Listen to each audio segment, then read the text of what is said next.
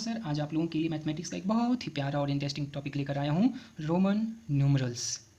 Okay, Roman numerals. और ये हमारा डीएवी क्लास 6 का एक इम्पॉर्टेंट टॉपिक है ना, जो कि आता है हमारा natural numbers and whole numbers के अंदर। स्टूडेंट्स, आप लोग अपने घरों में या अपने घरों के आसपास या अपने सराउंडिंग्स में इस तरह की क्लॉक्स को ज़रूर देखे होंगे।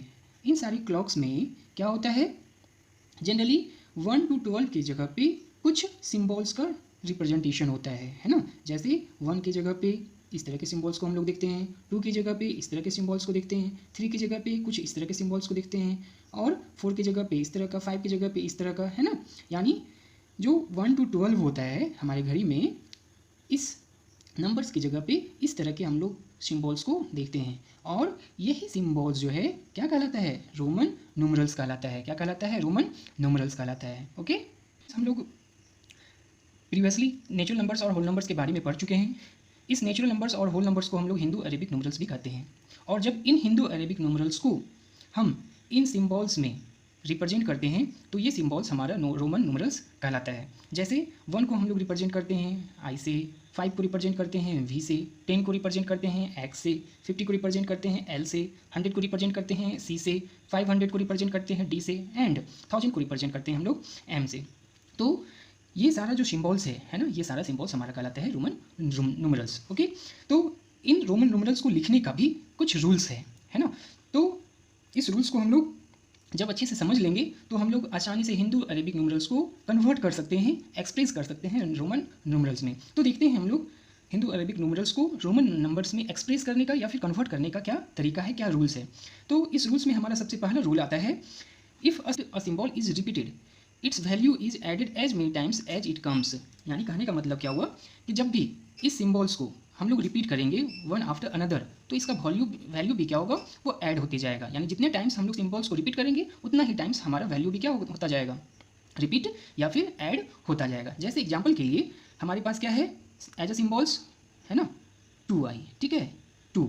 तो यहाँ कितना टाइम्स रिपीट हुआ, 2 टाइम्स। तो इसका वैल्यू क्या होगा, 1 का वैल्यू क्या होता है 1, इसका वैल्यू अगेन क्या होगा 1, यानी इसका सम कितना हो जाएगा 2 हो जाएगा। जैसे 1 2 3, ये 3 टाइम्स है रिपीट हुआ, तो इसका वैल्यू भी क्या होगा, इसके अकॉर्डिंग भी ऐड होता जाएगा। यानी 1 + 1 + 1 कितना हो जाएगा 3, है ना। जैसे और एग्जांपल हम लोग देखते हैं, ये हो गया हमारा 10, ये हो गया 10, ये हो गया 10, है ना। तो इसका वैल्यू भी क्या होता जाएगा, ऐड होता जाएगा। यानी 10 + 10 + 10 कितना हो जाएगा 30 हो जाएगा। तो इस रूल्स को हम लोग समझ लिए। एक बार फिर से देख लेते हैं, if a symbol is repeated, यानी कोई सिंबल अगर रिपीट होता जाता है तो इसका वैल्यू भी क्या होता जाएगा, ऐड होता जाएगा। ओके, तो इसके नेक्स्ट रूल को हम लोग अब देखते हैं।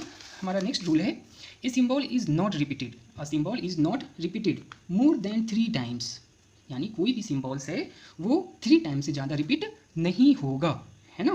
जैसे हम लोग 3 लिखते हैं तो 3 को कैसे लिखेंगे 1 2 3, है ना। लेकिन अगर 4 को लिखना होगा तो हम लोग 1 और 4, यानी इस तरह से हम लोग 4 को रिप्रेजेंट करते हैं। ऐसा नहीं कि हम लोग 1 2 3 4 इस तरह से लिखते हैं, अगर इस तरह से लिखेंगे तो गलत हो जाएगा। तो हमारा रूल भी यही कहता है कि कोई भी सिंबल्स को, यानी किसी भी सिंबल्स को हम लोग 3 टाइम्स से ज़्यादा रिपीट नहीं कर सकते हैं। और अगर हमारा ये 5 50 या फिर 500 हो, है ना, तो इन सारे सिंबल्स को हम लोग कभी भी रिपीट नहीं करते हैं। अगर कहीं भी इस तरह से अगर हम रिपीट कर दिए तो इसका मतलब कि हमारा जो रोमन न्यूमरल्स होगा वो मीनिंगलेस हो जाएगा, इसका कोई वैल्यू नहीं होता है। ओके, हमारा नेक्स्ट रूल है, if a symbol of smaller value, यानी अगर किसी भी सिंबल्स का वैल्यू छोटा होगा, is always return to the right of a symbol of greater value, its value gets added to the value of greater symbol. यानी कहने का मतलब क्या हुआ कि अगर हम किसी भी छोटे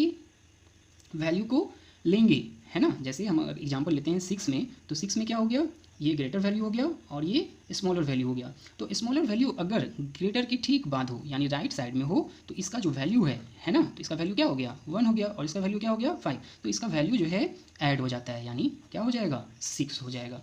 जैसे दूसरा एग्जाम्पल हम लोग देखते हैं 50, और ये क्या हो गया 10 और ये हो गया 5, है ना। तो 10 और 10 क्या हो गया 50 का स्मॉलर वैल्यू है ना, यानी 10 जो है ये, यानी 10 का जो वैल्यू है वो 50 के वैल्यू से कम है, और ये कहाँ पे आया है, तो इसके राइट साइड में आया है। और अगेन 5 जो है ये x के राइट साइड में आया है ना। तो इस दोनों का वैल्यू क्या होगा, इस वैग के वैल्यू में प्लस हो जाएगा, ऐड हो जाएगा। जैसे l का वैल्यू क्या हो गया 50, x का वैल्यू क्या हो गया 10 और 5 का वैल्यू क्या हो गया, यानी v का वैल्यू क्या हो गया 5। तो ये ऐड होकर कितना हो जाएगा 50 + 10 + 5 दैट इज 65। ओके, तो आई होप रूल 3 बहुत इंपॉर्टेंट है और ये रूल है ना आप लोगों को समझ में आ गया होगा। इसके साथ ही हम लोग नेक्स्ट रूल की ओर बढ़ते हैं। If a symbol of smaller value, if a symbol of a smaller value is return to the left of a symbol of greater value, यानी कहने का मतलब क्या हुआ कि अगर कोई स्मॉलर वैल्यू है, जैसे एग्जांपल लेते हैं हम लोग 10 और 1 का, तो अगर ये 1 जो है ये स्मॉलर वैल्यू है और ये किसी ग्रेटर वैल्यू के पहले आ जाएगा, तो इस ग्रेटर वैल्यू को ये क्या करेगा, सब्सट्रैक्ट कर देगा, है ना। यही हमारा रूल 4 कहता है। यानी 10 का वैल्यू, x का वैल्यू क्या हो जाएगा 10 और इसका वैल्यू क्या हो जाएगा 1, यानी इसका वैल्यू जो है इसके वैल्यू से सब्सट्रैक्ट हो जाएगा, जो कि हो जाएगा हमारा 9, है ना। जैसे दूसरे एग्जांपल की ओर हम लोग देखते हैं d और c के बारे में। तो यहाँ पर c क्या है, स्मॉलर वैल्यू वाला सिंबल है, d जो है ये ग्रेटर वैल्यू वाला सिंबल है।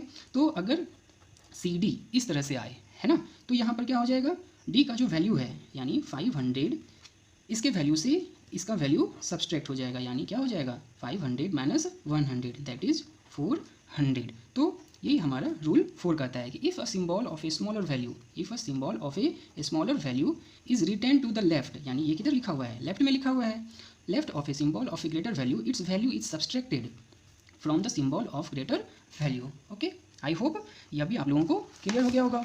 अब हम लोग आगे देखते हैं रूल 5, है ना। तो रूल 5 हमारा क्या कहता है, the symbol V, L and D are never return to the left of a symbol of greater value. यानी कहने का मतलब क्या हुआ कि ये 5, L, D ये सबको कभी भी हम लोग किसी भी ग्रेटर वैल्यू के लेफ्ट में रिप्रेजेंट नहीं करते हैं। जैसे एग्जांपल के लिए अगर कहीं भी हम लोग को मिल जाए V, C, है ना, या फिर D, M, तो इस तरह से अगर कहीं भी मिल जाए तो आप लोग समझ जाना कि ये जो सिंबल्स है ये मीनिंगलेस है ना। किसके अकॉर्डिंग, रूल 5 के अकॉर्डिंग, क्योंकि 5 जो है ये अपनी ग्रेटर वैल्यू के कभी भी लेफ्ट साइड नहीं आएगा, है ना। और V, L, D are never subtracted, यानी कहने का मतलब क्या होगा, जब लेफ्ट साइड आएगा ही नहीं तो हम लोग इसको सब्सट्रैक्ट कैसे करेंगे, है ना। तो हमारा रूल 5 क्लियर हो गया कि V, L, D are never subtracted. Okay, thank you.